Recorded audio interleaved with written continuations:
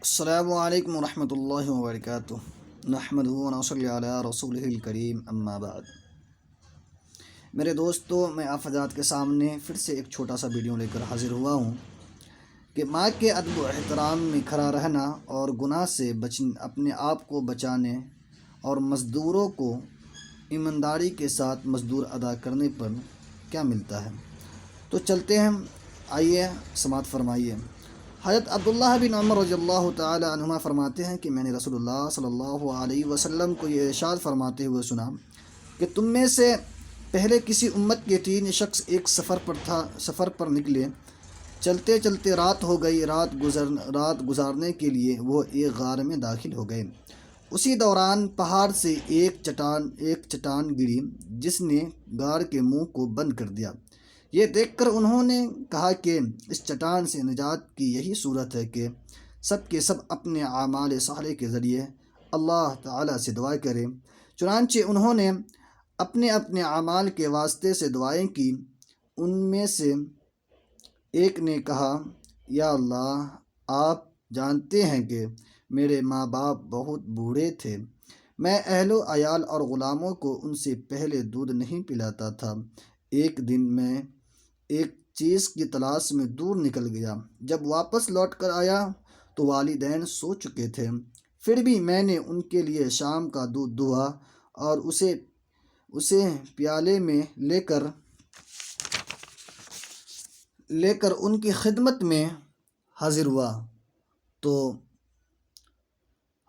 تو دیکھا کہ وہ اس وقت بھی سو رہے ہیں۔ میں نے ان کو جگانا پسند نہیں کیا اور ان سے پہلے اہل و عیال یا غلام کو دودھ پلانا بھی گوارا نہ کیا۔ میں دودھ کا پیالہ ہاتھ میں لیے ان کے سرہانے ان کے جاگنے کا انتظار کر رہا تھا، یہاں تک کہ صبح ہو گئی اور وہ بیدار ہوئے تو میں نے انہیں دودھ دیا۔ اس وقت انہوں نے اپنے شام کا حصہ کا دودھ پیا۔ یا اللہ، اگر میں نے یہ کام صرف آپ کی خوشنودی کے لیے کیا تھا تو ہمیں اس چٹان کی وجہ سے جس مصیبت میں پھنس گئے ہیں اس سے ہمیں نجات عطا فرما دے۔ اس دعا کے نتیجے میں وہ چٹان تھوڑی سی سرکی، لیکن باہر نکلنا ممکن نہ تھی۔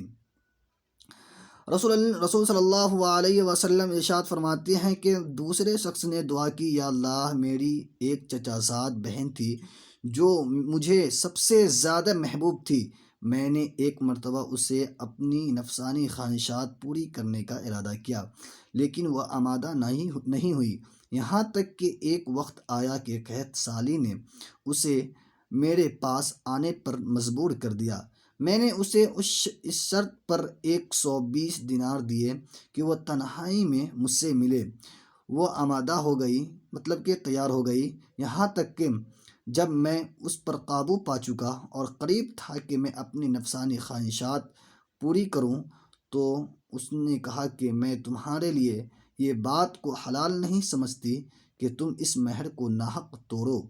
یہ سن کر میں اپنے برے ارادے سے باز آ گیا اور میں اس سے دور ہو گیا، حالانکہ مجھے اس سے بہت زیادہ محبت تھی، اور میں نے وہ سونے کے دینار بھی چھوڑ دیے جو اسے دیے تھے۔ یا اللہ، اگر میں نے یہ کام آپ کی رضا کے لیے کیا تھا تو ہماری اس مصیبت کو دور فرما دے۔ چنانچہ وہ چٹان کچھ اور سرک گئی، لیکن پھر بھی نکلنا ممکن نہ ہوئی۔ تیسرے نے دعا کی، یا اللہ، کچھ مزدوروں کو میں نے مزدوری پر رکھا تھا، سب کو میں نے مزدوری دے دی، صرف ایک مزدور اپنی مزدوری لیے بغیر چلا گیا تھا۔ میں نے اس کی مزدوری کی رقم کو کاروبار میں لگا دیا، یہاں تک کہ مال میں بہت کچھ اضافہ ہو گیا، یعنی مطلب کہ بہت کچھ زیادہ ہو گیا۔ کچھ عرصے بعد وہ ایک دن آیا اور آ کر کہا، اللہ کے بندے، مجھے میرے مزدوری دے۔ میں نے کہا، یہ اونٹ، گائے، بکری اور غلام جو تمہیں نظر آ رہے ہیں یہ تمہاری مزدوری ہے، یعنی تمہاری مزدوری کو کاروبار میں لگا کر یہ منافع حاصل ہوا ہے۔ اس نے کہا، اللہ کے بندے، مذاق نہ کر۔ میں نے کہا، مذاق نہیں کر رہا ہوں، حقیقت بیان کر رہا ہوں۔ چنانچہ میری وضاحت کے بعد وہ سارا مان لے گیا، کچھ نہ چھوڑا یا اللہ،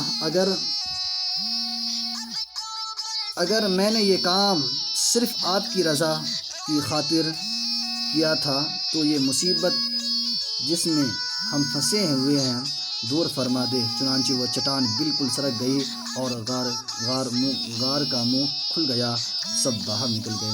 میرے دوستوں، میں اس ویڈیو میں بتانا یہ چاہ رہا ہوں کہ اللہ رب العزت